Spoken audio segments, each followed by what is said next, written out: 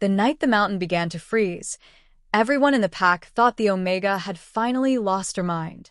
For 3 months, Lyra Vale had been digging beneath the tiny cabin where they had sent her to live alone. Every night, in silence, with nothing but a broken shovel and bleeding hands. They laughed when they saw her. They called her weak. They said she was digging an escape tunnel because she was too afraid to face another winter with the pack. Lyra never defended herself, because she knew something they didn't. Something was coming. And when the first wave of unnatural cold swept through the valley, the laughter stopped. Water froze inside the houses. The forest went silent. The mountain pass vanished beneath a wall of ice. Hundreds of wolves were suddenly trapped on the wrong side of the mountain, including children, injure hunters, and the Alpha King's own warriors. Then the Alpha King reached Lyra's cabin. He expected to find a frightened Omega hiding from the storm. Instead, he found her standing beside a dark hole in the ground. A tunnel she had dug with her own hands. Kael stared into the darkness. Where does it lead? Lyra looked toward the frozen mountain. Her voice was barely a whisper. To the other side. Then the mountain shook. The tunnel was their only chance. But there was one terrifying problem. Lyra had never finished digging it. The wind had been dying for days. Lyra Vale noticed it before anyone else did. She noticed because silence had become something she understood. For 3 months, she had lived alone at the edge of the Northern Territory, in a small wooden cabin pressed against the lower slope of the mountain. The pack village was visible between the trees, but no one came this far unless they needed something. Firewood, old tools, or someone they no longer wanted to see. Lyra had learned to live with that. At dawn, she carried water from the frozen stream. Before sunset, she gathered fallen branches beneath the pines. At night, she cooked whatever food she had managed to save and sat beside the fire with her grandmother's old wool blanket around her shoulders. Nobody asked whether she was warm. Nobody asked whether she had enough food. And Lyra had stopped expecting them to. She had once belonged to the center of the pack. That was before Garrick Vane had publicly declared her useless. Before the failed hunting expedition. Before the accusations. Before her former alpha rejected her in front of everyone. Lyra still remembered the sound of the pack going silent that day. Not one person defended her. Not one person asked what had really happened. She had walked away carrying only a small bundle of clothes and her grandmother's belongings. The cabin at the edge of the mountain was supposed to teach her a lesson. Instead, it had given her something the village never had. Time to observe. And what Lyra observed frightened her. The first warning had been the birds. They had disappeared from the northern forest weeks earlier. Then the mountain streams began freezing at night, even when the air was not cold enough for ice. The wolves had started avoiding the upper slopes. And every morning, Lyra found a thin layer of frost beneath the trees. Not on them. Beneath them. She had mentioned it once. Nobody cared. So she stopped talking and started digging. Every night after the village fires disappeared, Lyra would wait. She would check the window, listen for footsteps. Then she would lift 3 wooden boards from the floor behind the cabin. Beneath them was a narrow opening. She climbed down with a lantern in one hand and a small iron shovel in the other. The tunnel was barely wide enough for her shoulders. Its walls were rough. The ground was hard. Every bucket of earth had to be carried outside and scattered beneath the trees. If anyone discovered what she was doing, they would laugh. Again, Lyra did not care. She had already been laughed at for worse things. She drove the shovel into the earth. Once. Twice. Again. Her arms ached. Her fingers were raw. She stopped only when the lantern began to flicker. Then she heard footsteps above. Lyra froze. Someone was outside. She extinguished the lantern immediately. Darkness swallowed the tunnel. The cabin door opened. Lyra? She recognized the voice. Garrick. Her hand tightened around the shovel. What are you doing out here? She said nothing. The footsteps crossed the cabin floor, then stopped. A moment later, Garrick's voice came through the floor. You cannot keep hiding forever.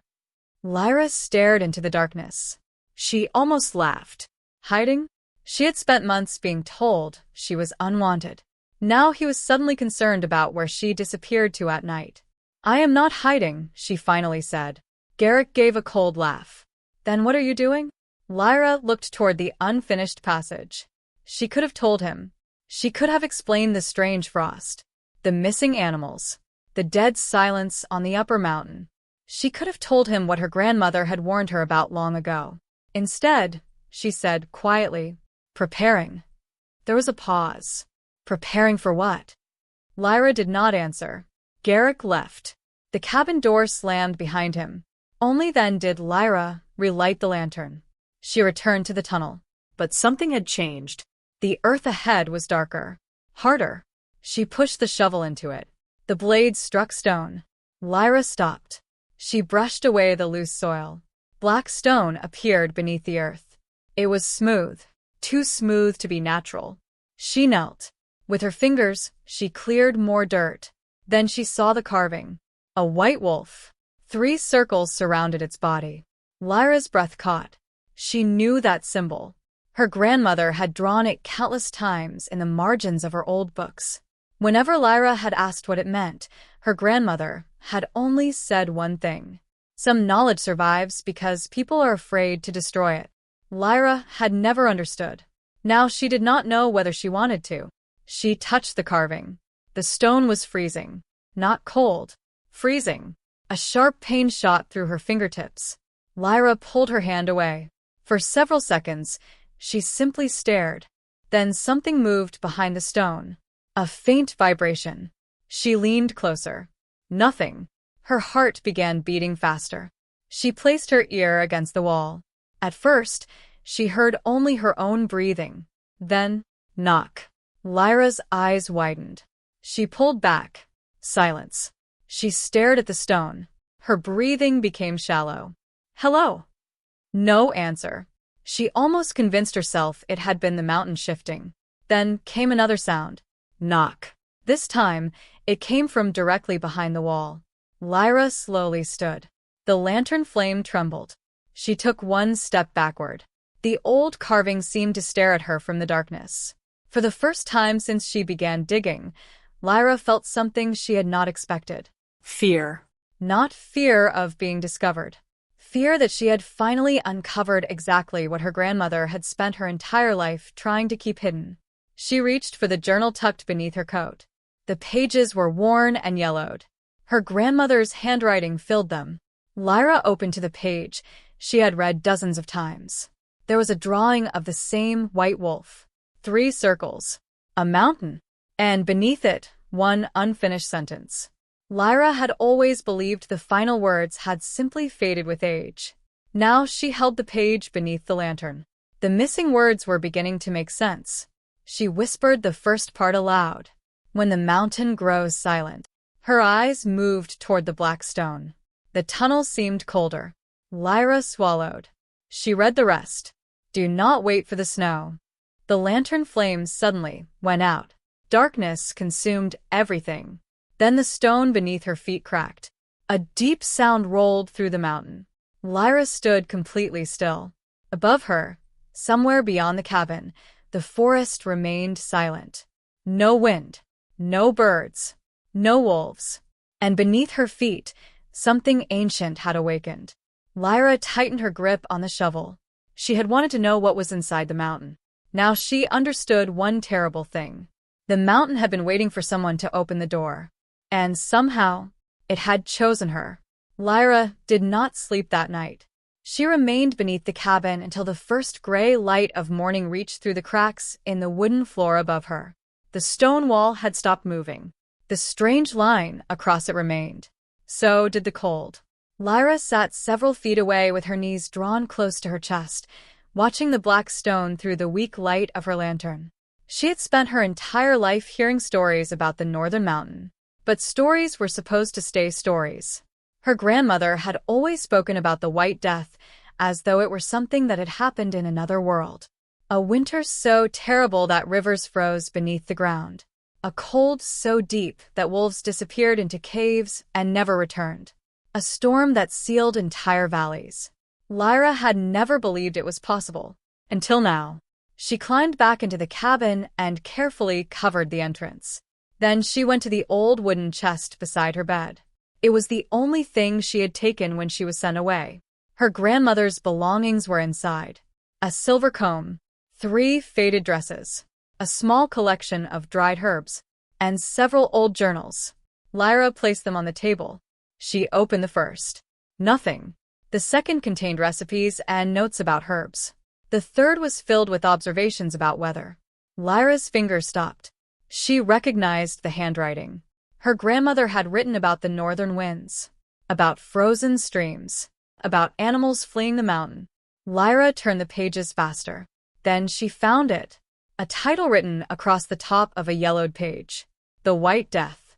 Lyra stared at the words. Her heart began to beat faster. She read, "The White Death did not begin with snow. It began with silence. The warm mountain winds disappeared first. Then the animals fled. Then underground water froze. Only after those signs appeared did the great snowfall begin." Lyra looked toward the window. The forest was completely still. She ran outside.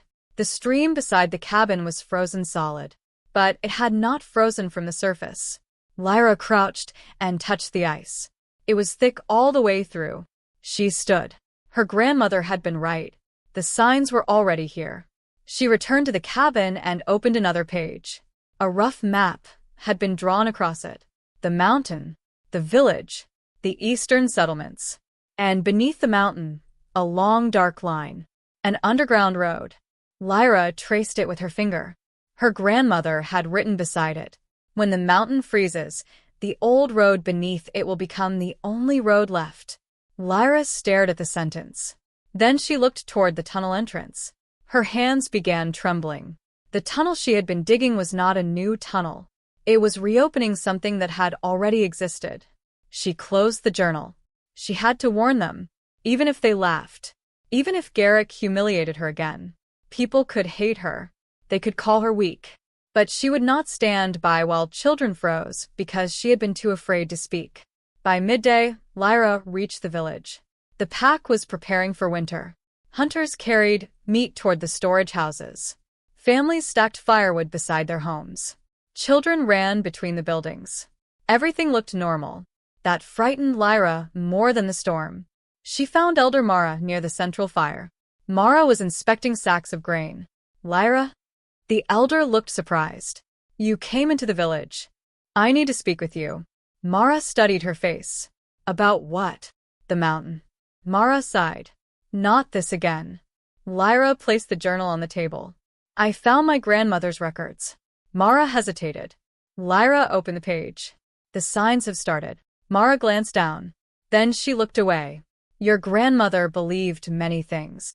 She recorded them. Old records are not proof." Lyra swallowed. "The stream near my cabin froze from underneath." Mara's expression changed slightly, but only for a moment. "Winter is coming. This is different." "How?" Lyra opened her mouth. Before she could answer, a voice came from behind her. "Because she has been watching the mountain." Lyra turned. Kael Frostfang stood at the edge of the fire. The Alpha King had arrived without announcement. He was taller than most wolves in the village, dressed in a dark winter cloak dusted with snow. His expression was controlled. His eyes were not. They were fixed on the mountain. Kael looked at Elder Mara. "How long has the upper forest been silent?"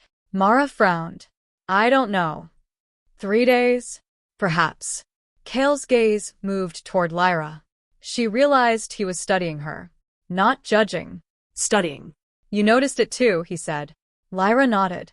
"Several weeks ago." Mara looked between them. "You both cannot seriously believe." A sudden gust of wind tore through the village. Everyone turned. Snow lifted from the rooftops.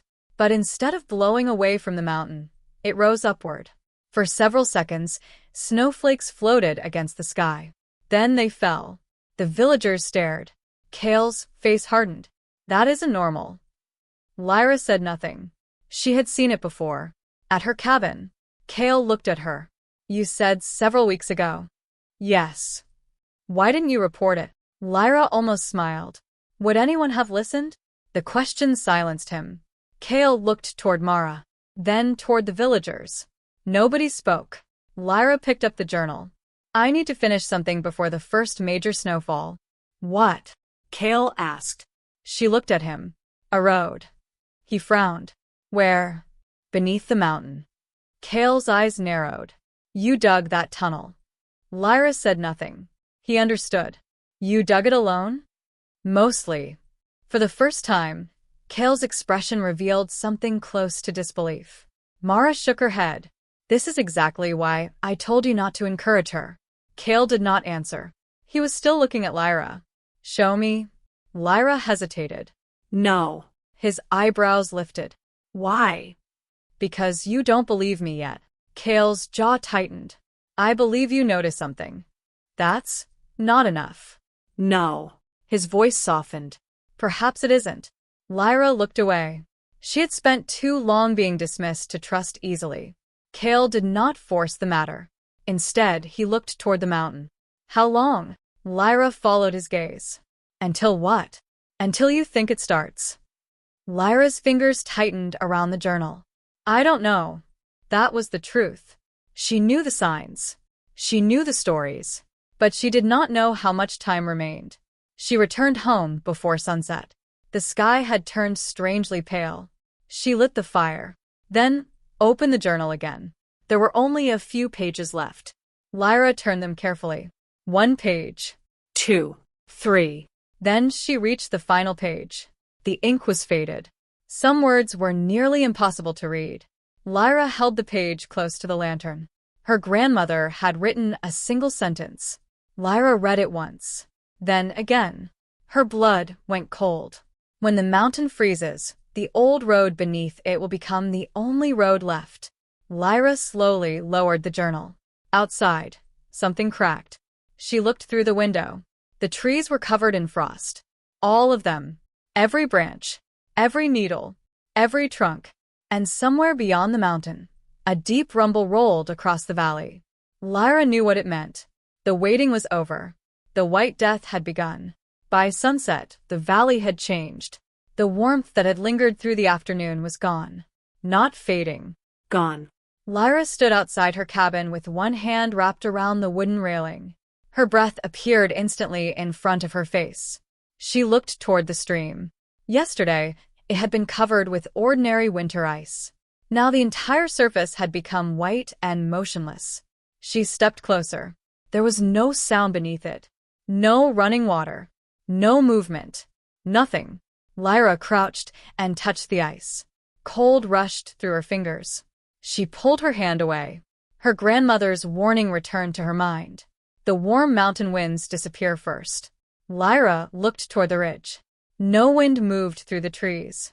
Then the underground water freezes. A crack traveled across the ice. Lyra stood. Then the snow comes. The first snowflake landed on her sleeve. Then another. Then dozens. Within moments, the sky was full of white. Lyra looked toward the village. The pack had not understood yet. Lights still burned inside the houses. Families were preparing dinner. Children were still playing. They did not know that the world outside their doors was changing. Lyra ran inside. She pulled the wooden boards away from the floor. The tunnel entrance appeared beneath them. She grabbed the lantern. Then the shovel. The tunnel was unfinished. She knew it. There was still a section of hard earth between her cabin and the ancient stone passage. If the White Death was truly beginning, she did not have days. She might not even have hours. Lyra climbed down. The air was already colder. She lit the lantern and moved deeper into the tunnel. Every step echoed. She reached the place where she had stopped the previous night. The black stone wall waited ahead. The thin crack across it had widened. Lyra placed her hand against it. Ice covered the surface. She pulled the shovel from her belt. Then she began digging. The first strike sent pain through her shoulder. The second made her fingers shake. The third broke away a small piece of frozen earth. Lyra kept going. Above her, the storm grew louder. But beneath the cabin, everything was strangely quiet. She dug until her arms burned. Then she heard a distant sound. A bell. 3 times. Lyra froze. The winter bell. The ancient warning. It had not been rung in years. She dropped the shovel and climbed toward the surface. When she opened the cabin door, the village bell was ringing again. 3 deep strikes. Every wolf knew what they meant. Return before the great snowfall. The tradition was supposed to be symbolic. Nobody had expected it to matter. Lyra stepped outside. The village lights flickered in the distance. Then darkness swallowed several of them. One house, then another. The storm had reached the settlement. Lyra ran. Snow struck her face like sand. The road disappeared beneath her feet. By the time she reached the village, the pack was in chaos. People shouted across the square. Children were being carried inside. Hunters dragged firewood toward the storage buildings. Several wolves were trying to clear the road toward the eastern settlement. Kael stood in the center of it all. His cloak whipped violently around him. "Everyone inside," he ordered. A warrior approached him. "The eastern families haven't returned." "How many?" "At least 30. Kael's expression hardened. "Send a search party." "We tried." "Then try again. The pass is already closing." Kael looked toward the mountain. Snow poured over the ridge. The road that normally crossed the pass had disappeared. Lyra stepped forward. "Don't send them." Kael turned. "Why?" "The mountain is freezing." He stared at her. She pointed toward the ridge. "If they go up there now, they won't make it back. We cannot leave those families." "I didn't say leave them." "Then what are you saying?" Lyra looked toward her cabin. "I have another route." Kael followed her gaze. "The tunnel." She nodded.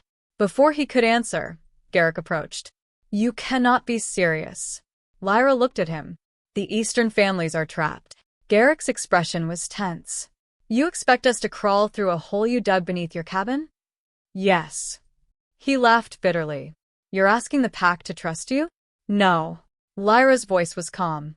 "I'm asking you to look at the mountain." Garrick turned. For a moment he said nothing. The entire ridge was turning white. Then came a sound that silenced everyone. A massive crack. The mountain pass split. Ice raced across the slope like a living thing. The villagers backed away. Kael's eyes narrowed. "Get everyone inside." Garrick looked at him. "But the eastern families.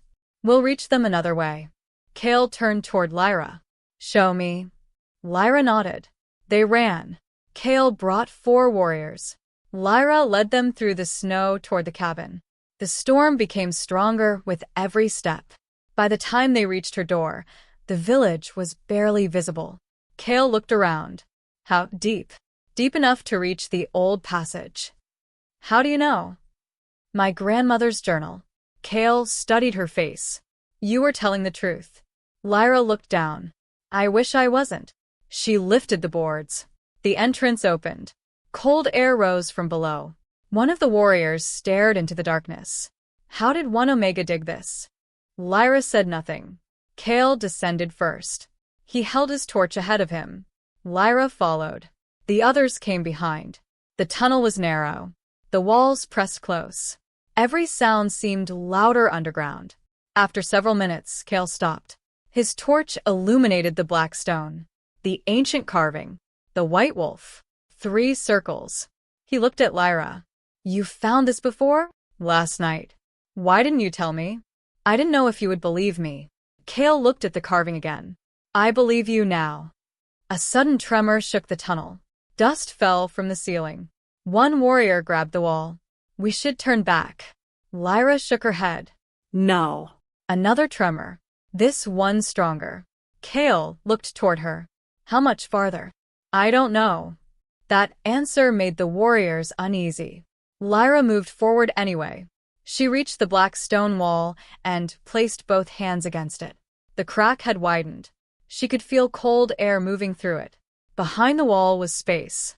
A large space. Kael raised his sword. "Move back." He struck the stone. Once. Twice. On the 3rd blow, the wall cracked. A section collapsed inward. Cold air rushed through the opening. Beyond it was a passage. Not a natural cave. A road. Stone walls. Ancient markings. A floor wide enough for several wolves to walk side by side. Kael stepped through. His torch illuminated hundreds of carvings. Lyra followed. Her eyes widened. The underground road continued into darkness. "We found it," she whispered. Kael looked back at her. No. His expression became grim. "We found the beginning." A distant sound echoed from the darkness ahead. A voice. Then another. Someone was calling for help. Lyra's heart jumped. The Eastern families. Kael immediately raised his voice. "Can you hear us?" The response came faintly. "Help." Lyra looked at Kael. "They're alive." He nodded. Then the mountain shook again. This time, part of the tunnel behind them collapsed.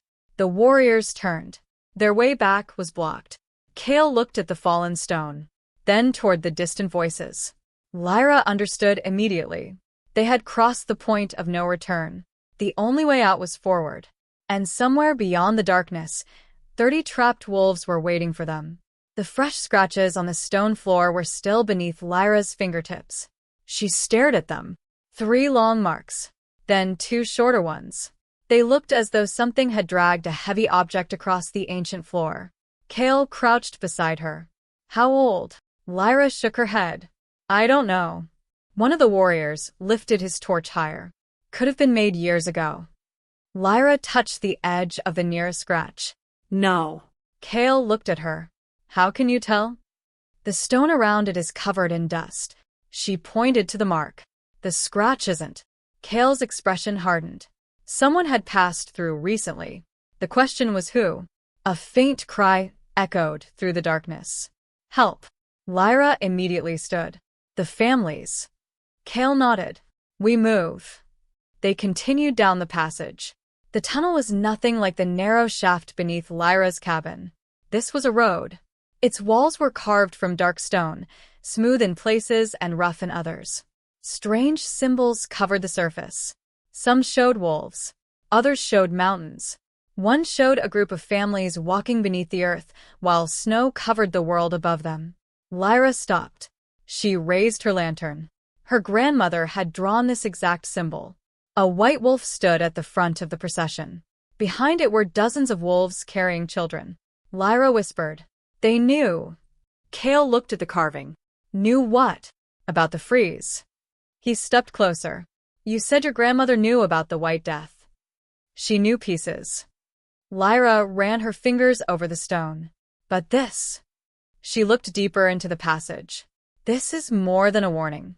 Kael turned toward his warriors. "Keep moving." The group advanced. The voices grew louder. Then the passage opened. The warriors stopped. Before them stretched a massive underground chamber. Stone pillars rose into darkness. Old wooden platforms had been built along the walls. There were shelves, water channels, storage spaces, sleeping areas. It had once been a refuge, a city beneath the mountain. Lyra slowly walked forward. They built this for hundreds. Kael looked around. Maybe thousands. A child cried from the far side. Lyra turned immediately. "Over there." They crossed the chamber. Behind a fallen stone barrier were the Eastern families. 32 wolves. Several children. 3 injured hunters. 2 elderly pack members. They had been trapped when the mountain pass collapsed. When they saw Kael, relief spread through the group. But then they saw Lyra. One woman stared. Her face changed. It was someone who had laughed at Lyra months earlier, when she first started digging. The woman lowered her eyes. Lyra noticed. She said nothing. A little boy stepped forward. "Are you here to take us home?" Lyra knelt. "We're going to get you somewhere safe." The boy looked toward the dark tunnel. "Is that the way?" "Yes." He smiled. Lyra felt something tighten in her chest. She had spent months believing that being useful might finally make people value her. Now a frightened child trusted her without knowing her name. Kael noticed the change in her expression. He quietly asked, "Can they travel?" Lyra looked at the injured wolves. "Not through the tunnel as it is." One warrior frowned. "We don't have time to repair anything." Lyra shook her head. "We don't need to repair it." She pointed toward the side chambers. "We need to use them." Kael followed her gesture. "What are those?" "Refuge chambers." "You're sure?" Lyra opened her grandmother's journal. She turned to the map. The underground road had several rooms marked beside it. These chambers were built so people could stop during a freeze. Kael looked at the survivors. If we move everyone at once, the tunnel may collapse. Lyra nodded. We move them in groups. One warrior stepped forward. How many? 6 at a time. He looked doubtful. That will take too long. Lyra met his eyes. If the mountain is freezing from the inside, every extra body increases the heat and pressure in the passage. The old builders knew that. Kael looked at her. You've studied this. My grandmother studied it. And you? Lyra hesitated. I listened. Kael gave a slight nod. Then we listened to you. The words affected her more than he realized. No one had said that to her in years. Not prove it. Not you're wrong. Not stop imagining things. Just, we listened to you. Lyra looked away before he could see the emotion in her eyes. They began moving the survivors. The first group entered the tunnel. Kael walked at the front. Lyra stayed near the children. The tunnel grew colder. Frost began spreading across the stone. One child started crying. Lyra wrapped her cloak around him. Keep walking. I'm scared. So am I. The boy looked up. Lyra smiled. But we're walking anyway. Behind them, another section of stone cracked. Everyone froze. Kael turned. Keep moving. The crack widened. A piece of the ceiling fell. Dust filled the passage. Lyra looked toward the walls. The ancient markings seemed to shimmer beneath the frost. Something was wrong. The freeze was moving faster underground. They reached the first refuge chamber. Lyra directed the survivors inside. Stay here. An elderly wolf looked at her. What about you? We'll bring everyone else. The woman hesitated. You can't. Lyra smiled faintly. I can. She returned to the main passage. Kael was waiting. You should stay with the survivors. So should you. He looked at her. I am the Alpha King. And I'm the one who knows the tunnel. For a moment neither moved. Then Kael almost smiled. Fair enough. They returned for the next group. This time Garrick was among them. His face was pale. He looked at Lyra. I need to speak with you. Not now. You don't understand. Lyra turned. I understand perfectly. Her voice remained calm. You ignored my warning. Garrick swallowed. I was wrong. The words seemed difficult for him. Lyra studied him. Then she looked toward the collapsing passage. Be useful now. Garrick nodded. For the first time, he obeyed her without argument.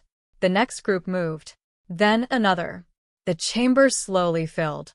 But the mountain was getting louder. Deep rumbles traveled through the stone. Kael looked at the ceiling. We don't have much time. Lyra nodded. I know. They were halfway through the final group when the tunnel shook violently. A child screamed. The ceiling cracked. Kael immediately moved beneath the weakest section. Go. Lyra grabbed the child's hand. Move. The survivors ran. Stone began falling. Kael held the damaged support with both hands. His muscles tightened. Lyra. She turned. Get them through. She hesitated. Kael. Go. Lyra pulled the last children forward. One elderly wolf stumbled. She stopped to help him. Behind her, the tunnel groaned. Kael shouted. Lyra. She looked back. A massive crack had appeared above him. Come on. Kael pushed away from the wall. He sprinted toward her. The ceiling collapsed behind them. A wall of stone slammed down between the groups. Dust exploded through the chamber. Lyra coughed. Kael? No answer. She turned. The passage behind her was blocked. The survivors stared at the rubble. Someone whispered. He's trapped. Lyra stepped toward the fallen stones. She placed both hands against them. Kael. Silence. Then, a muffled voice. Lyra. She closed her eyes in relief. I'm here. Kael coughed. So am I. Lyra looked at the rubble. Can you move? Not yet. She began searching the walls. There had to be another way. Her lantern illuminated an old symbol. The white wolf. 3 circles. But beneath it was something she had never seen before. A narrow passage drawn into the stone. Lyra's heart began racing. She touched the symbol. A section of the wall moved. Stone shifted. A hidden doorway opened. Beyond it was another tunnel, older, narrower, and completely untouched by the collapse. Kael stared at it from behind the rubble. Where does that lead? Lyra lifted her lantern. I don't know. Then she noticed something on the floor. Fresh scratches. The same marks as before. Whoever had entered the ancient passage had gone this way. Lyra looked into the darkness. The path disappeared beneath the mountain. And somewhere far ahead, something moved. The hidden passage seemed to breathe. Lyra stood at its entrance, lantern raised, staring into darkness that appeared to swallow the light rather than reflect it. Behind her, the survivors waited in the refuge chamber. Behind the collapsed stones, Kael was trapped. And somewhere ahead, something had moved. Lyra tightened her grip on the lantern. She had spent her entire life being told that an Omega should know her place. Stay quiet. Obey. Never questioned the stronger wolves. But every rule that had once made her feel powerless had disappeared beneath the mountain. Now people were depending on her. She turned toward the rubble. Kael. His voice came back faintly. I'm listening. I found another passage. Can it reach the chamber? I don't know.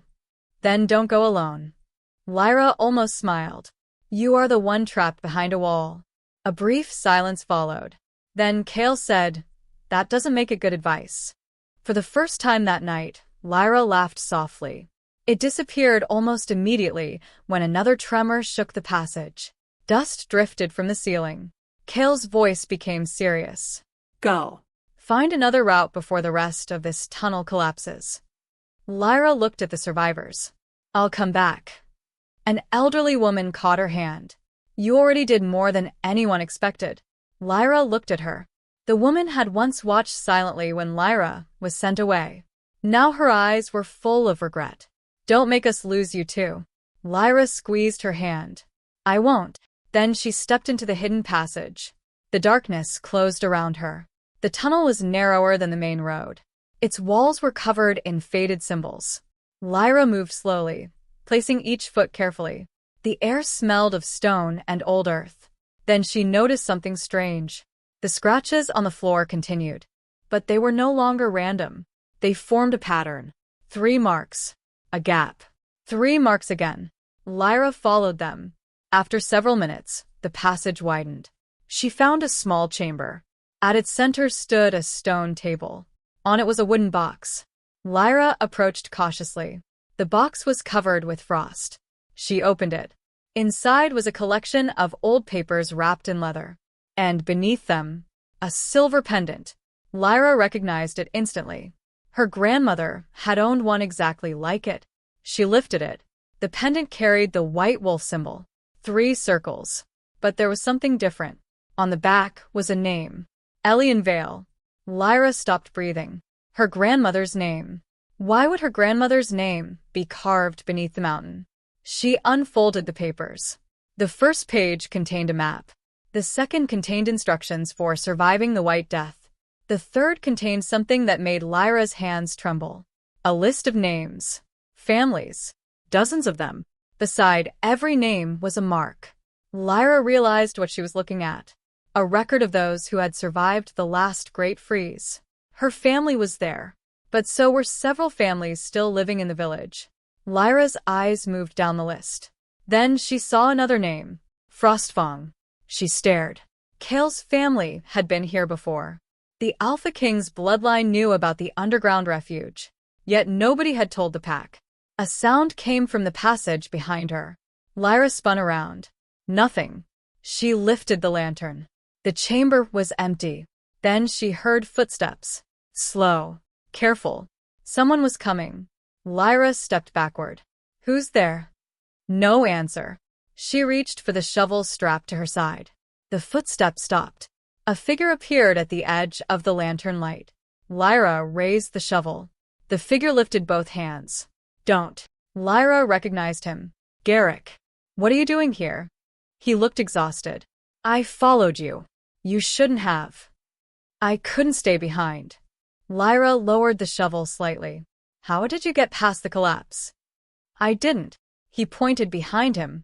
There is another opening from the refuge chamber. Lyra frowned. Then why are you here? Garrick looked at the papers. His face changed. You found them. You know what these are? He hesitated. Some of them. Lyra's eyes narrowed. You knew. I knew there were stories. Stories. She held up the list. These are records. Garrick looked away. My grandfather told me the elders destroyed most of the records. Why? He did not answer. Lyra stepped closer. Why? Garrick finally looked at her. Because the last time the White Death came, the pack survived by closing the mountain refuge. Lyra frowned. That doesn't sound like a secret worth destroying.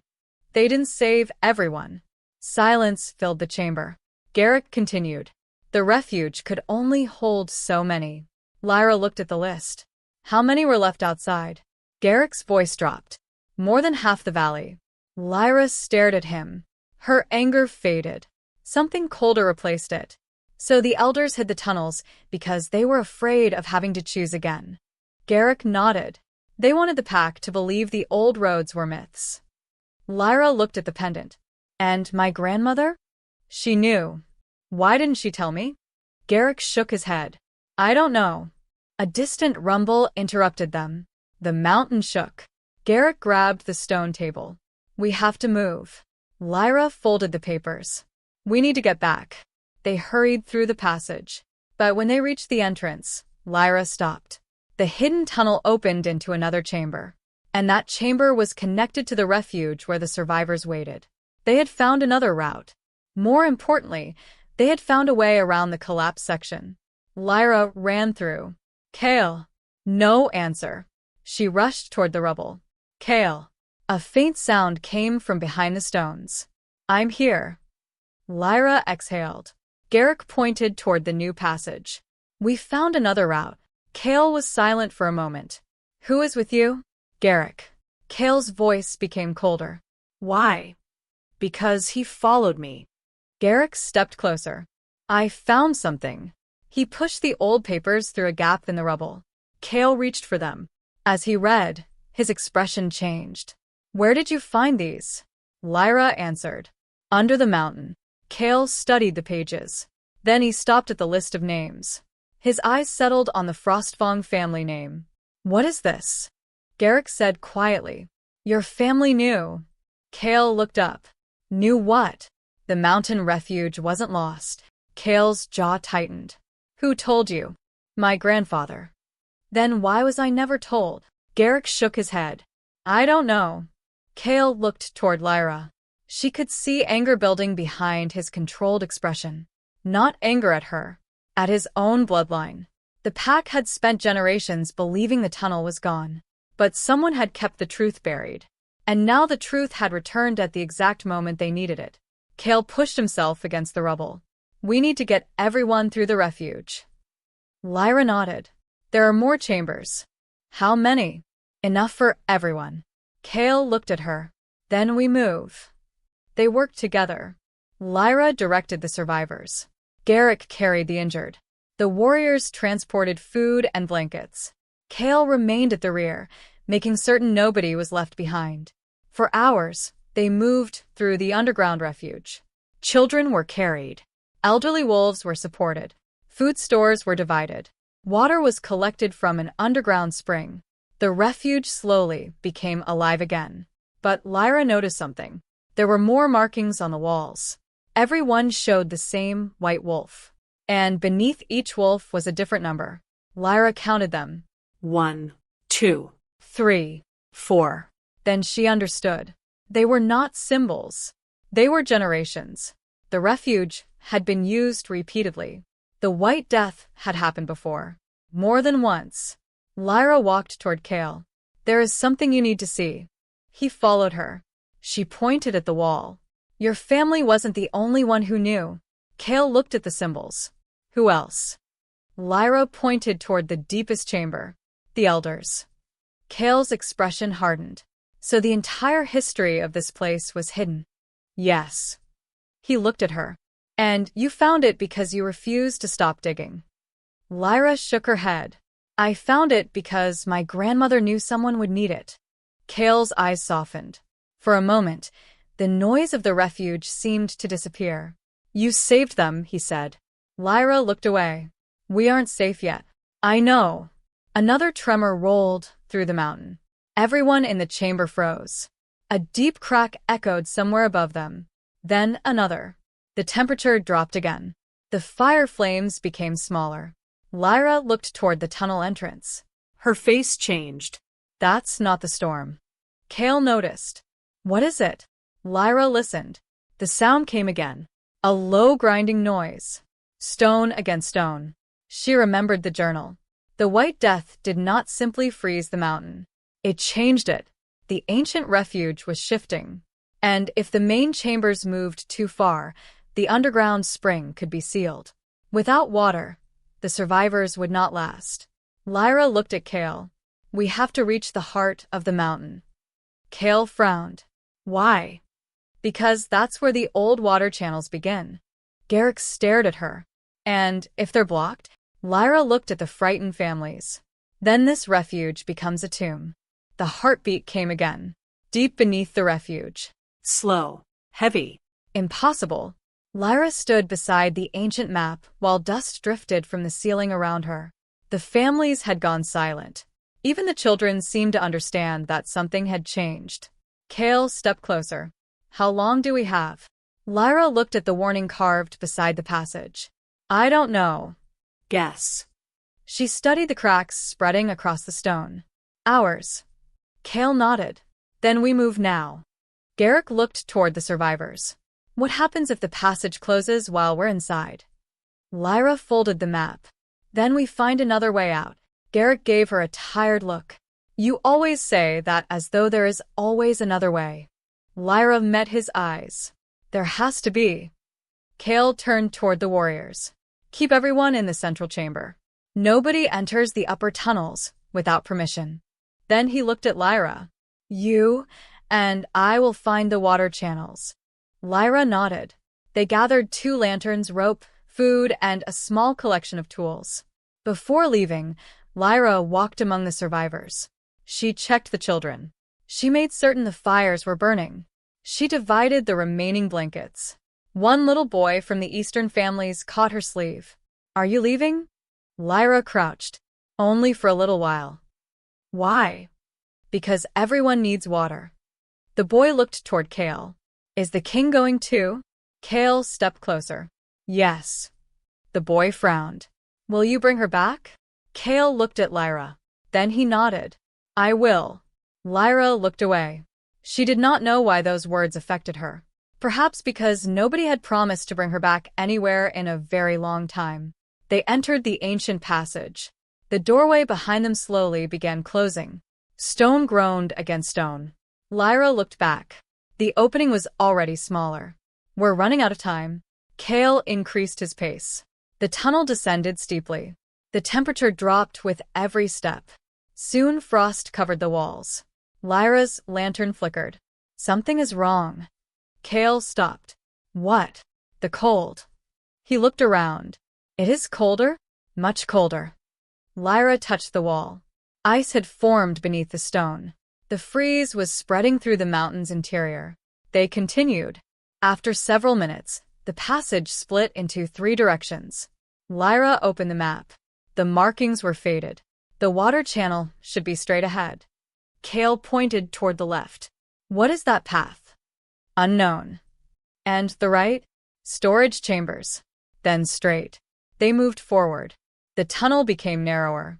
Kael had to turn sideways to pass through one section. Lyra followed. Then they heard water. She stopped. "Do you hear that?" Kael listened. A faint rushing sound came from beneath them. "We're close." They reached a stone bridge. Below it ran a narrow underground stream. But the water was already freezing. Ice crawled along the edges. Lyra's face fell. "The channel is closing." Kael crouched. "Can we break the ice?" "It won't matter." "Why?" "Look." Lyra pointed upstream. The entire channel was frozen. The ice extended into darkness. If this freezes completely, the refuge loses its water. Kael stood. "Then we stop it." "How?" Lyra looked around. She noticed a series of old wooden wheels attached to the stone wall. Her eyes widened. The builders had a system. She moved toward them. These control the water. Kael followed. Lyra brushed away the ice. A metal lever appeared. She pulled. Nothing happened. She tried again. Still nothing. Kael stepped beside her. Let me. Together they pulled. The mechanism groaned. Then the entire wall shook. A hidden gate opened. Water surged through the channel. The ice cracked. But instead of flowing toward the refuge, the water rushed into a side tunnel. Lyra stared. That's not right. Kael followed the flow. Where does it lead? She checked the map. It shouldn't lead anywhere. The water suddenly disappeared into the darkness. Then the mountain shook. The bridge beneath them cracked. Move. Kael grabbed Lyra's arm. They jumped from the bridge as part of it collapsed into the frozen channel. Stone crashed into the darkness. Lyra landed hard. Her lantern rolled away. Kael caught it before it fell. Are you hurt? No. He looked at her carefully. You're sure? Lyra nodded. Then she noticed something behind him. A wall had opened. Inside was another chamber. Kael turned. What is that? Lyra picked up the lantern. I don't know. They entered. The chamber was different from the others. There were no sleeping platforms. No storage shelves. Only a large circular stone in the center. And on that stone was the white wolf symbol. 3 circles. Lyra approached. The pendant around her neck began to warm. She froze. Kael noticed. What? She held up the pendant. It was glowing faintly. Kael stepped closer. Your grandmother's pendant. Lyra nodded. She placed it against the symbol. A deep click echoed through the chamber. The stone circle opened. Beneath, it was a staircase. Kael stared downward. This wasn't on the map. No. Lyra's voice was barely audible. It was hidden. They descended. At the bottom, they found an enormous underground reservoir. Water filled half the chamber, but the rest was frozen solid. At the far wall stood dozens of carved pillars. Each pillar carried a family name. Lyra walked between them, then stopped. One name caught her attention. Vale. Her family's name. Beneath it was another inscription. Lyra wiped away the frost. Her grandmother's name appeared. Elian Vale, keeper of the passage.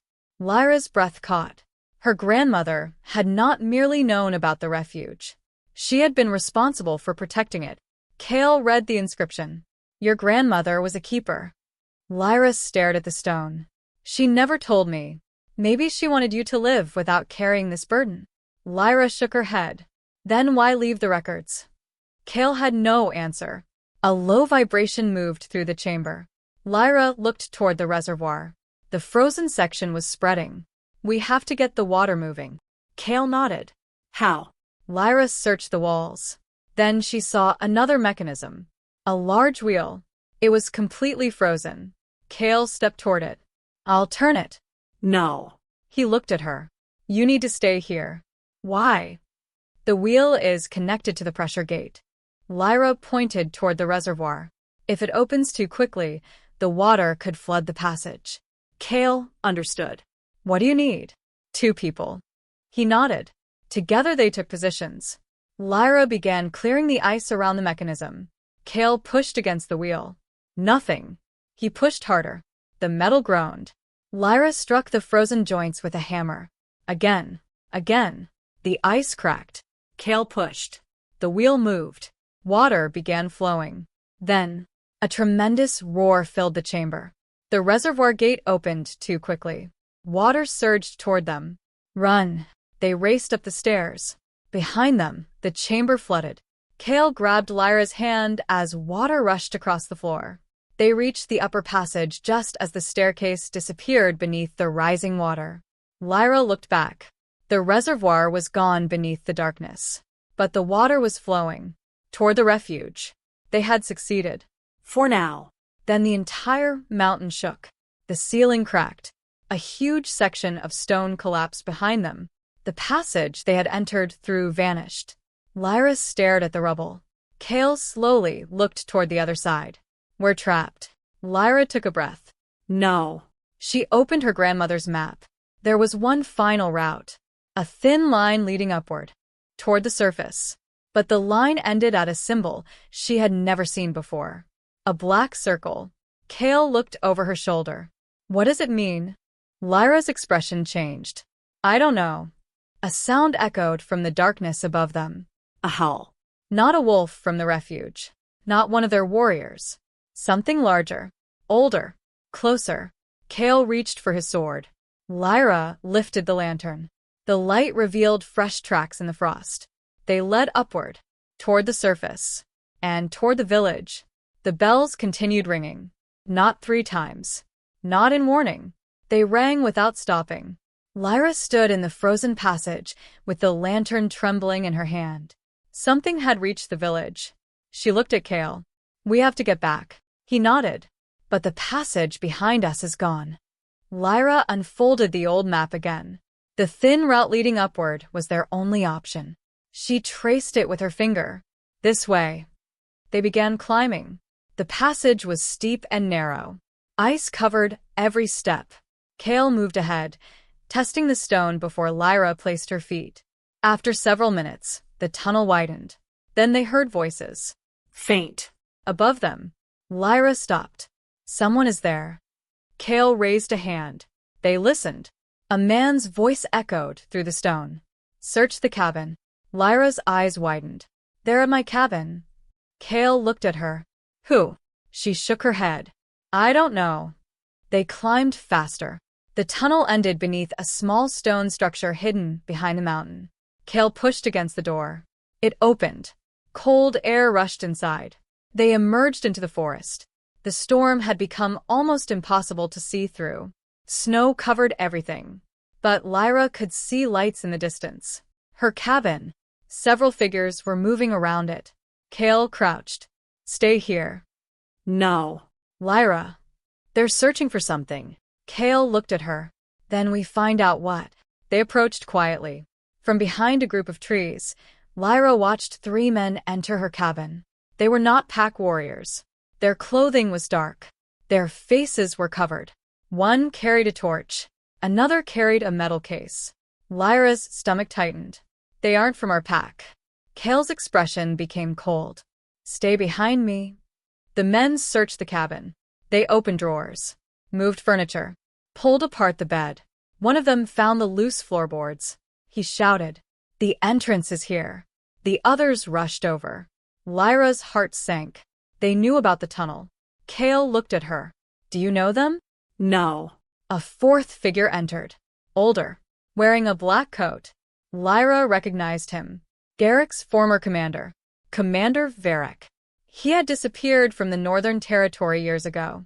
Kael's eyes narrowed. Varric. The commander smiled. Alpha King. Kael stepped forward. What are you doing here? Varric looked toward the mountain. Collecting what your family abandoned. Kael's expression hardened. My family? Varric laughed. You still don't know. Lyra stepped forward. Know what? Varric looked at her. His eyes moved to the pendant around her neck. Then his smile disappeared. You have it.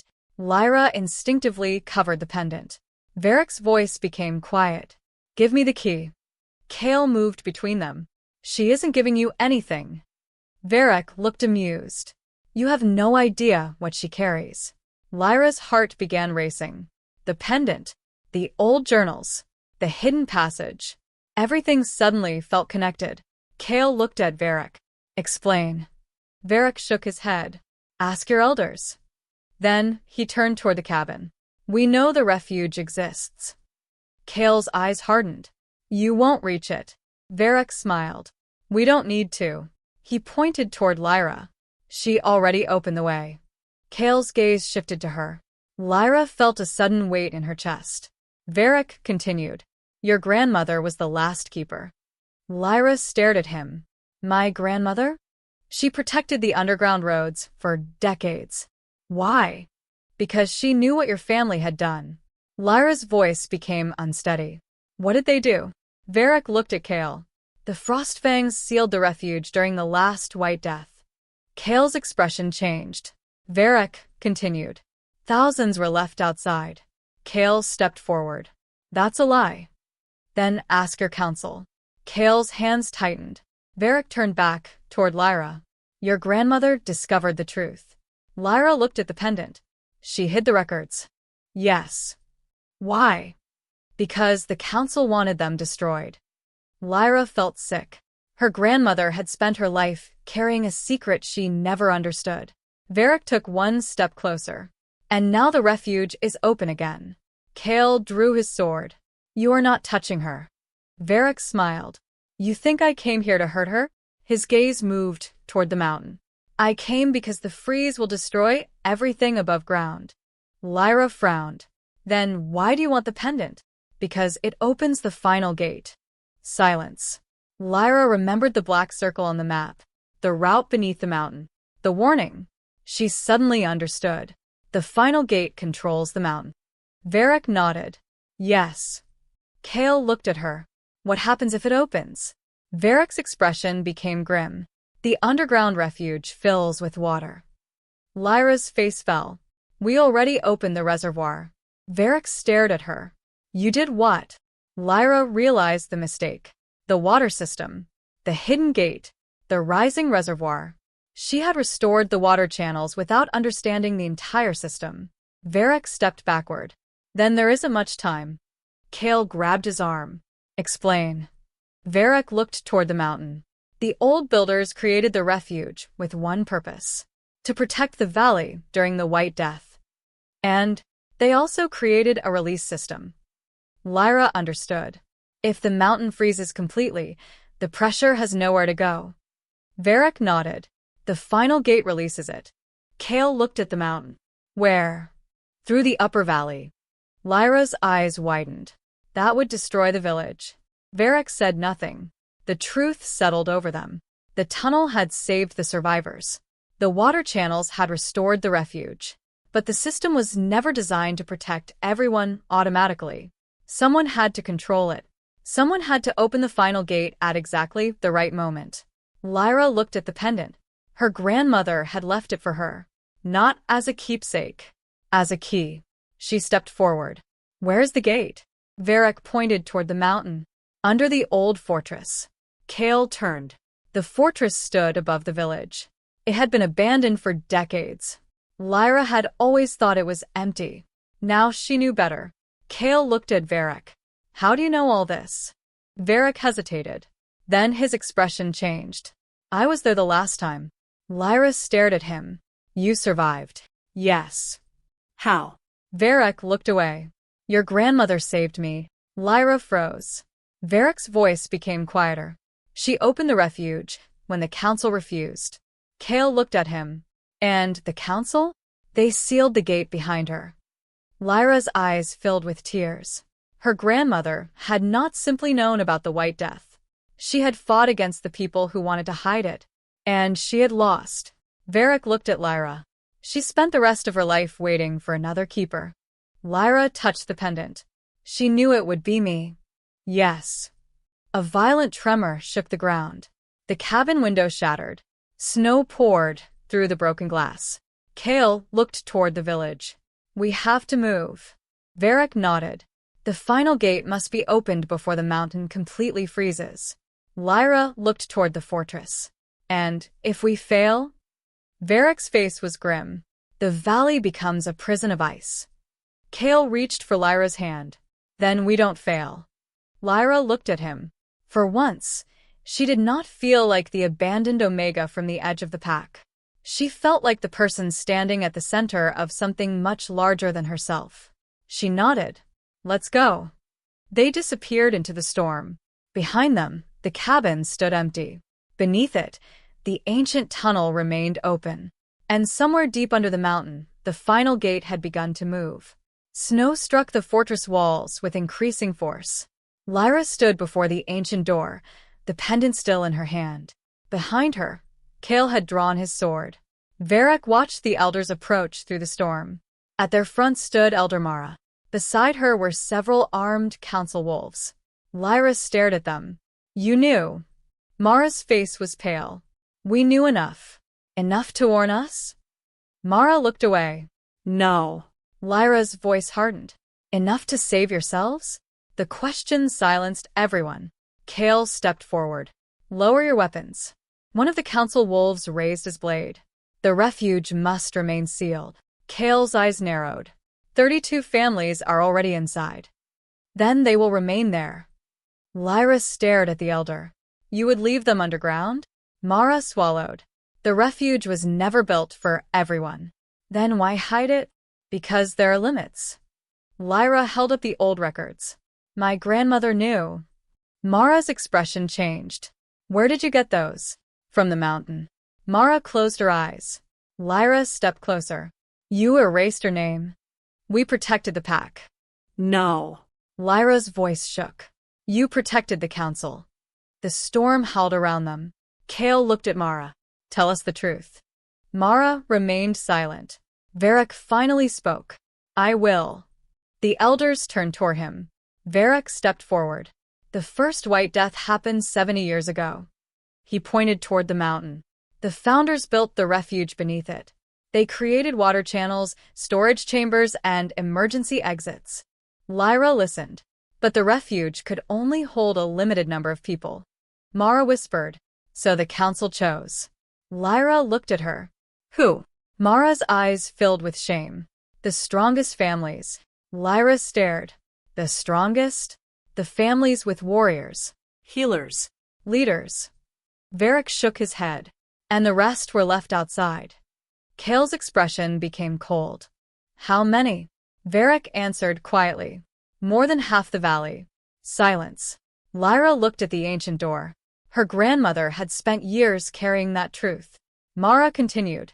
After the freeze, the council ordered every record destroyed. Why? Because people would never accept what happened. Lyra's eyes burned. So you buried the truth. Mara nodded. Yes. Kael stepped toward her. And when the signs appeared again? Mara looked down. We hoped the freeze would not return. Lyra shook her head. You saw the signs. We did.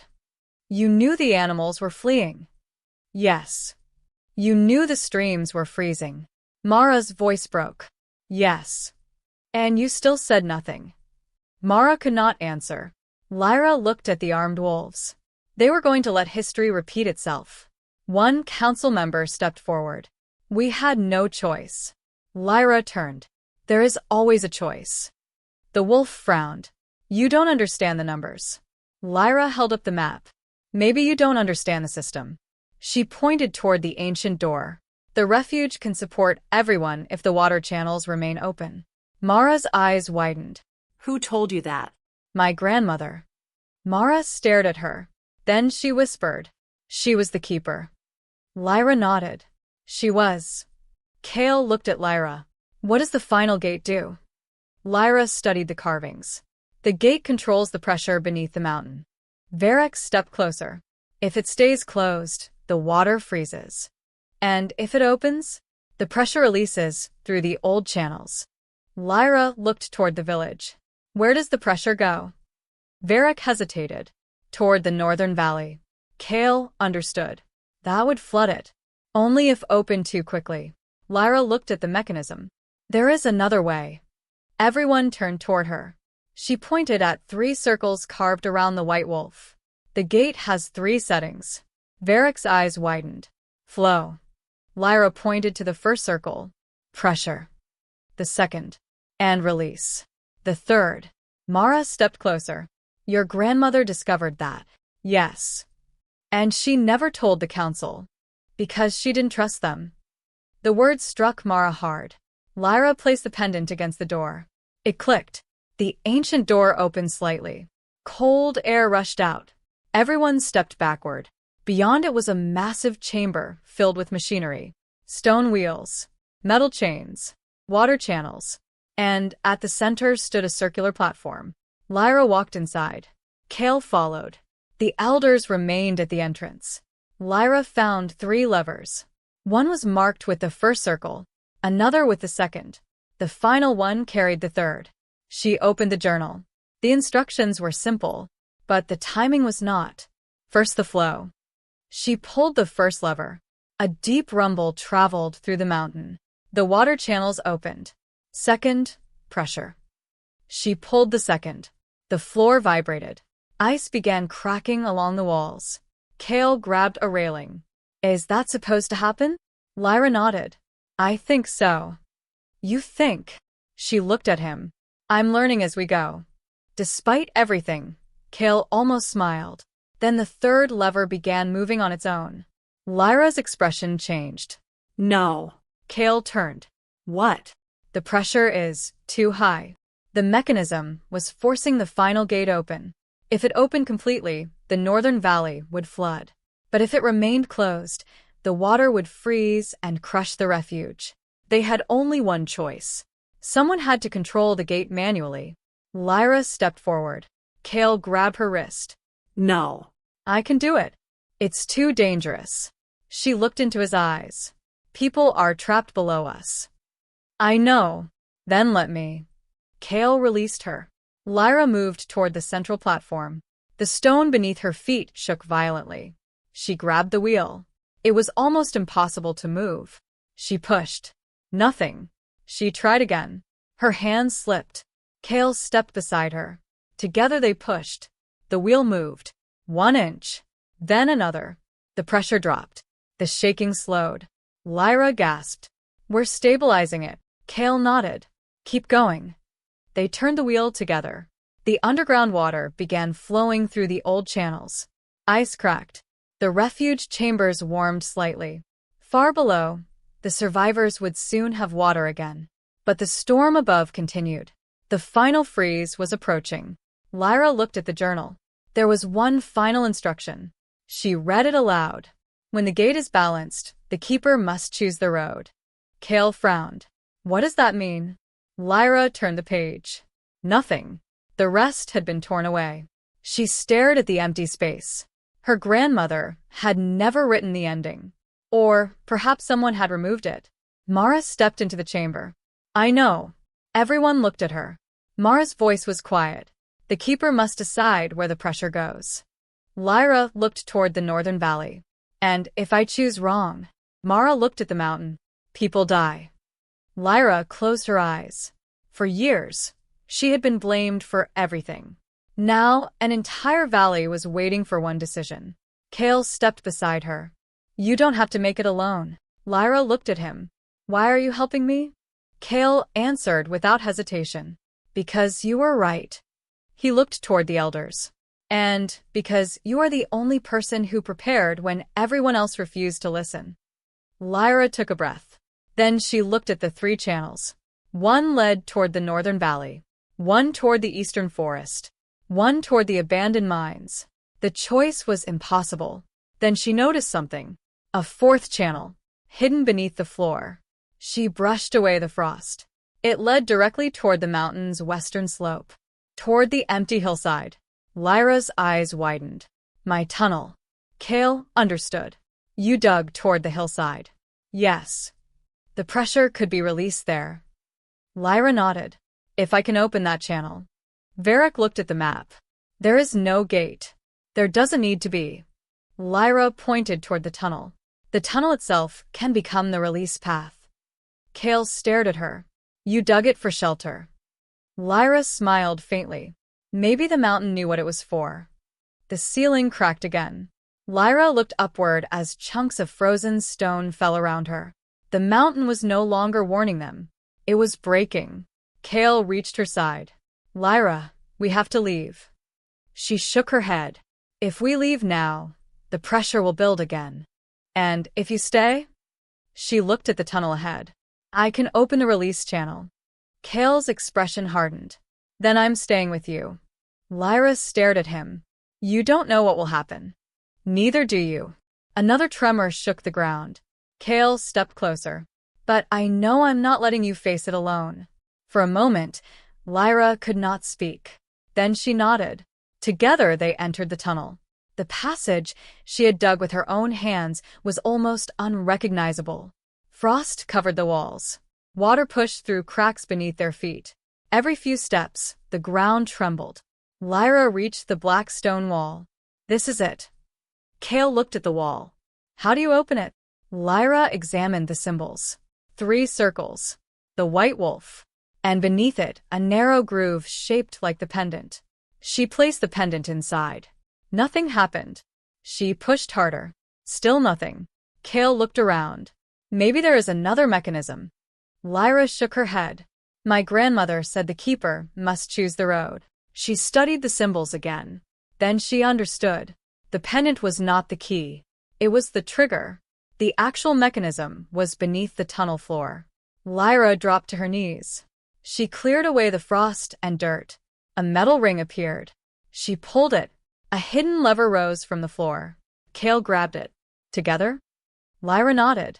They pulled. The wall began to shake. A deep roar traveled through the mountain. Then the black stone split apart. A huge channel opened behind it. Water exploded through the passage. Kael grabbed Lyra and pulled her backward. The force of the water tore through the tunnel. For several seconds, they could hear nothing except the roar. Then, the pressure changed. The mountain stopped shaking. Lyra slowly opened her eyes. The release channel was working. The water was flowing through the tunnel toward the empty hillside. Away from the refuge. Away from the village. The mountain was releasing its pressure safely. Kael looked at her. You did it. Lyra shook her head. We did. Then a terrible sound came from behind them. The tunnel ceiling collapsed. Kael grabbed Lyra's hand. Run. They sprinted. Stone fell behind them. The tunnel narrowed. Lyra could barely see through the dust. Keep going. Kael pulled her forward. The ground beneath them cracked. Lyra jumped across it. Kael followed. Then the final section of the tunnel collapsed. They reached the cabin entrance. The entire hillside shook. Lyra fell to her knees outside. Kael caught her before she struck the ground. For several seconds, neither spoke. Then Lyra looked toward the village. The storm was still raging, but the terrible cracking sounds had stopped. The mountain had stabilized. Kael stood. We need to check the refuge. Lyra nodded. They returned through the underground passage. This time, the air was warmer. The water channels were flowing. The fires were still burning. And the survivors were alive. When Lyra entered the central chamber, the children ran toward her. The little boy who had asked Kael to bring her back threw his arms around her. You came back. Lyra closed her eyes. She held him tightly. I promised. Kael stood several steps away. For the first time since the freeze began, his expression softened completely. The refuge was alive. Families had water. The fires were burning. The injured were being cared for. But the danger above had not ended. Garrick entered the chamber. The village. Lyra stood. What happened? The storm is weakening. Kael frowned. Already. Garrick nodded. The pressure release changed the weather. Lyra looked toward the ceiling. How long? Hours. Kael turned toward the survivors. We can move them back once the roads are safe. Mara stepped forward. She looked at Lyra. I owe you an apology. Lyra remained silent. Mara continued. We all do. The elder looked around the refuge. You saved the people we were prepared to abandon. Lyra shook her head. They saved themselves too. Mara looked confused. Lyra gestured toward the families. Everyone carried something. Food. Water. Children. Blankets. Everyone helped. She looked at the elderly wolves. That's why we survived. Kael watched her carefully. The lesson was larger than the storm. The old council had believed survival belonged to the strongest. Lyra had proved the opposite. Survival belonged to those willing to protect one another. Later, when the storm finally began to weaken, Lyra climbed back to the surface. The village was buried beneath snow. Roofs were covered. Trees bent under the weight. The road had disappeared. But no homes had collapsed. The hillside tunnel had diverted the mountain's pressure. The village was still standing. Kael stood beside her. You were right. Lyra smiled faintly. I know. He looked at her. You know? She laughed softly. For once. Kael smiled. Then he looked toward her cabin. We should rebuild it. Lyra followed his gaze. Her old cabin had survived. But barely. The tunnel entrance beneath it was gone. The walls were cracked. The roof was damaged. She felt a strange sadness. That cabin had been her prison. Then it had become her workshop. Now it had become the place that saved the valley. Kael noticed her expression. You don't have to live there anymore. Lyra looked at him. Where would I go? Kael looked toward the village. Anywhere you choose. Lyra looked at the people emerging from the refuge. Children, families, elders, warriors, all alive. For the first time, she understood something. Home was not the cabin. Home was the place where people stopped asking whether she belonged. She smiled. I think I'll stay. Kael nodded. I hoped you'd say that. Behind them, the mountain released one final deep rumble. Then silence. The White Death had passed, but its truth remained. The council's records were opened. The names of those lost in the first freeze were restored. The hidden refuge was no longer a secret, and the story of Lyra Vale spread throughout the valley. Not as the weak Omega who had been sent away. Not as the strange girl who lived alone. But as the keeper who dug a road through stone when everyone else believed the mountain could not be survived. Spring came slowly to the northern valley. For weeks after the White Death, snow still covered the mountain paths. The roofs of the village remained buried beneath thick layers of ice, and the forest stood silent beneath branches that had survived the worst winter anyone could remember. But the valley had survived. Not because the strongest wolves had saved everyone. Not because the council had predicted the storm. It had survived because one forgotten Omega had refused to stop digging. Lyra stood outside her rebuilt cabin, watching sunlight touch the hillside. The old cabin was gone. In its place stood a stronger home made from stone and timber. But Lyra had refused to destroy everything from the past. One section of the original wooden wall remained beside the entrance. The shovel she had used to begin the tunnel hung above it. It was no longer a tool of desperation. It had become a reminder that something impossible could begin with one person refusing to give up. Behind her, children laughed. Lyra turned. Several of the eastern families were helping rebuild the new refuge entrance. The old underground chambers had been repaired. The water channels had been reinforced. Food stores had been filled. And for the first time, the pack's records were open to everyone. Names once erased from history had been carved into a memorial wall. Among them was Elian Vale, Lyra's grandmother. Beneath her name were simple words. Keeper of the Hidden Road. Lyra touched the carving whenever she visited. She still wished her grandmother had told her everything. But now she understood why she had not. Some burdens were not meant to be inherited through fear. They were meant to be discovered when the person carrying them was ready. Footsteps sounded behind her. Lyra turned. Kael approached through the melting snow.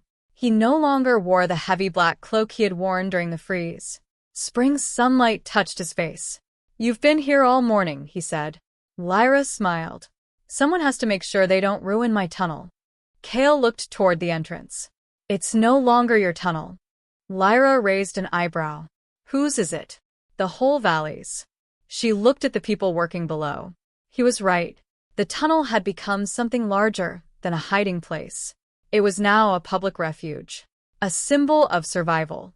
A promise that no family would ever again be abandoned simply because there was not enough room at the table. Lyra looked at Kael. The council agreed to everything? They did. Without arguing, Kael smiled faintly. They tried. Lyra laughed. What changed their minds? Kael looked toward the memorial wall. People remembered. The words were simple, but they carried the weight of generations. The old council had believed that forgetting would protect them. Instead, forgetting had nearly doomed them. Now the pack understood that remembering could save them. Lyra walked beside Kael toward the hillside. They stopped near the place where the original tunnel had begun. The entrance had been rebuilt with stone. Above it was a carved white wolf. 3 circles surrounded its body. But beneath the symbol was something new. A small carving of a shovel. Lyra stared at it. You did that. Kael nodded. You deserve it. Lyra shook her head. Everyone helped. You started it. She looked at him. Because nobody else would. Kael's expression softened. Exactly. For a moment, neither spoke. The valley was peaceful. Birds had returned to the trees. Water flowed through the streams. The mountain no longer groaned beneath them. The world seemed almost ordinary again. Then Lyra remembered the parchment. The final message from her grandmother. The White Death was never the greatest danger. And the strange symbol, the black wolf beneath the broken moon. She had kept the parchment hidden, not because she wanted to keep secrets, because she needed time to understand. She pulled it from her coat. Kael looked at it. Still thinking about that. Every day. She unfolded it. The message remained unchanged. The next winter will come. Kael looked toward the mountain. Maybe she meant it literally. Maybe. Or maybe it was a warning. Lyra nodded. That's what worries me. Kael studied the black wolf symbol. I've seen this before. Lyra turned sharply. Where? In the royal archives. Her heart skipped. What does it mean? Kael hesitated. It belongs to a group that existed before the Frostfang line. Who? I don't know yet. Lyra stared at him. You've been investigating. Yes. How long? Since the night we found the first tracks. Lyra remembered the scratches. Someone had entered the ancient passage before them. Someone who knew the tunnels. Someone who had understood the refuge. She looked toward the mountain. Then the White Death wasn't the end. No. Kael's voice was quiet. It may have been the beginning. Lyra folded the parchment. For a moment, fear returned. Not the fear she had felt when the mountain began collapsing. That fear had been simple. Survive. Protect. Keep moving. This was different. This was uncertainty. A mystery without an answer. But Lyra was no longer the woman who had entered the mountain alone. She had a pack. Friends. People who trusted her. And beside her stood the Alpha King who had chosen to listen when everyone else had refused. She smiled. Then we'll be ready. Kael looked at her. You sound very certain. I learned something during the freeze. What? Lyra looked at the tunnel entrance. Being afraid doesn't mean you stop. Kael nodded. And being alone? Lyra looked at the valley. That's a choice. He smiled. Then I suppose you won't be alone. Lyra returned his smile. No. Behind them, the refuge doors opened. Children ran outside. Families followed. The pack gathered beneath the warm spring sunlight. For the first time, the hillside did not look like a place of danger. It looked like a promise. The tunnel beneath it remained. Deep. Silent. Waiting. But it no longer belonged to fear. It belonged to everyone. And whenever winter returned, the people of the valley would remember the Omega who had dug through stone when nobody believed her. They would remember the night the mountain froze. They would remember the families who survived. And they would remember that sometimes the person everyone overlooks is the one carrying the answer. Lyra stood at the entrance one final time. She placed her hand against the carved white wolf. Then she looked toward the distant mountain. The snow was melting. The valley was alive. And somewhere beyond the horizon, something unseen waited for another winter. Lyra did not know what it was. She did not know when it would come. But this time, she would not be waiting alone. The road was open. The people were ready. And the keeper was awake.